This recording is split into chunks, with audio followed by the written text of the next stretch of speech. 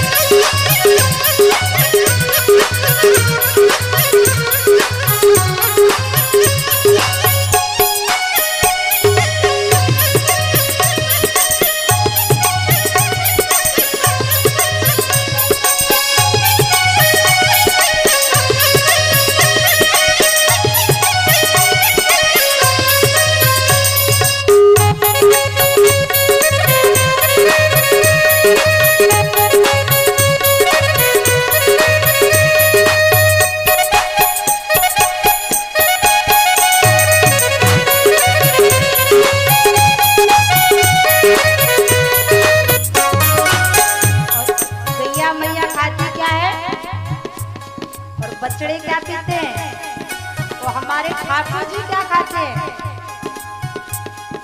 घास खाए गैया दूध पीवे ग्वाल, घास खाए गैया दूध पीवे ग्वाल, आगे आगे गैया पीछे पीछे ग्वाल, आगे आगे गैया पीछे पीछे ग्वाल, घास खाए गैया दूध पीवे ग्वाल, घास खाए गैया दूध पीवे ग्वाल, माखन खाए मेरो, माखन खाए मेरो, माखन खाए मेरो मदन गोपाल।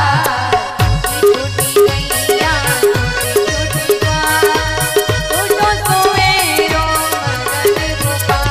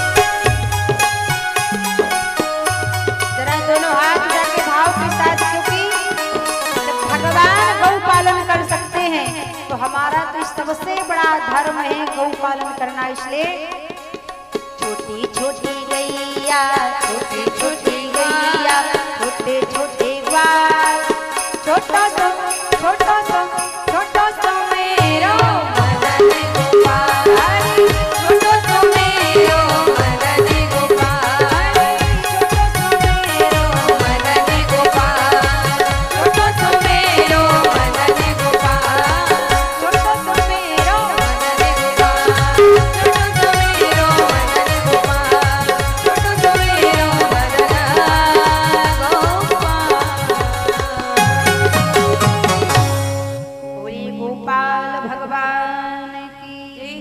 भगवान ने गौ का पालन किया, इसलिए भगवान का नाम गोपाल। और जिस घर में लड्डू गोपाल की पूजा होती है, लड्डू गोपाल को माखन मिश्री का भोग लगाया जाता है, उस घर में दूध और दही मक्खन की कभी कमी नहीं आती। भगवान को माखन का भोग बड़ा पसंद है। भगवान को माखन के भोग की हमें व्यवस्था करनी चाहिए, कहीं से भी हो। एक दिन भगवान जब गौ चराने के लिए जा रहे थे ना, तो कंस ने भगवान को मारने के लिए एक राक्षस को भेजा जिसका नाम अघासुर। ये अघासुर अजगर बनकर वृंदावन में लेट गया, जहां भगवान यमुना के पुलिन पर गौ चराने के लिए गए। भारी भयंकर इसका शरीर। अब जो ग्वाल बाल साथ में थे भगवान के, श्री दामा, प्रबल, नबल, सुबल, मधु, मंगल, और सब सोचने लगे कि ये कोई वृंदावन की अनुपम छटा है। भारी भयंकर मुख को खोलकर अघासुर लेटा था अजगर बनकर। सारे भगवान के सखा गए और सारे के सारे सखा उस अजगर के मुख के अंदर पहुंच गए। अब वो अघासुर तब तक अपना मुंह खोल कर रखा जब तक भगवान उसके अंदर नहीं गए। अब भगवान ने चारों तरफ देखा, ग्वाल बाल सब अंदर हो गए। सोचने लगे ये तो वृंदावन की कोई अनुपम अलौकिक छटा है, चलो अंदर जाकर देखते हैं कौन सी गुफा है, किसकी गुफा है। सारे के सारे ग्वाल बाल गौएं सहित बछड़ों सहित उस अघासुर के गर्भगृह में प्रविष्ट हो गए।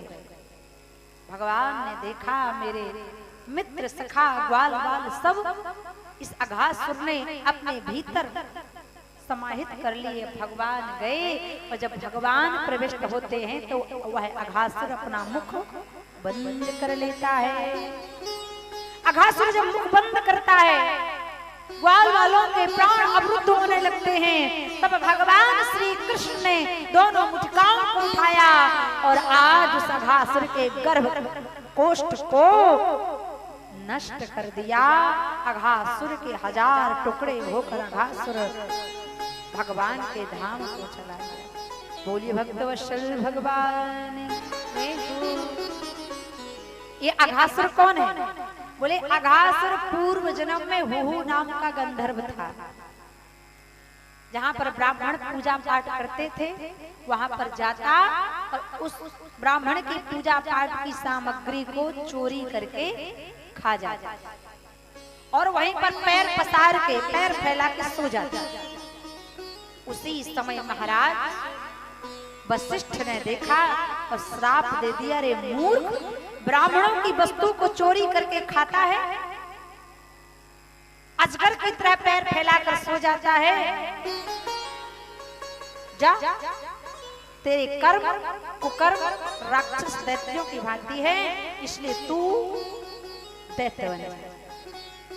अब वह हुहु नाम का गंधर्व गया, कहने लगा वशिष्ठ जी क्षमा कर दीजिए, गलती हो गई। बोले जाओ द्वापर में जब कृष्ण भगवान आएंगे तब तुम्हारा उद्धार होगा। बोली भक्तवत्सल भगवान। और पूतना पूर्व जन्म में राजा बलि की पुत्री रत्नमाला थी।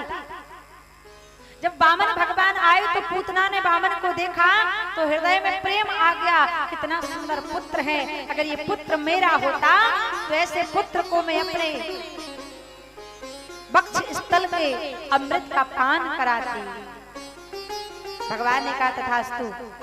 लेकिन जब भगवान ने राजा बलि सहित अतल वितल सुतल तलातल नाप लिया तो कहने लगी अगर ऐसा मेरा बेटा होता तो मैं उसे अपने वक्ष स्थल में जहर लगाकर पिला देती।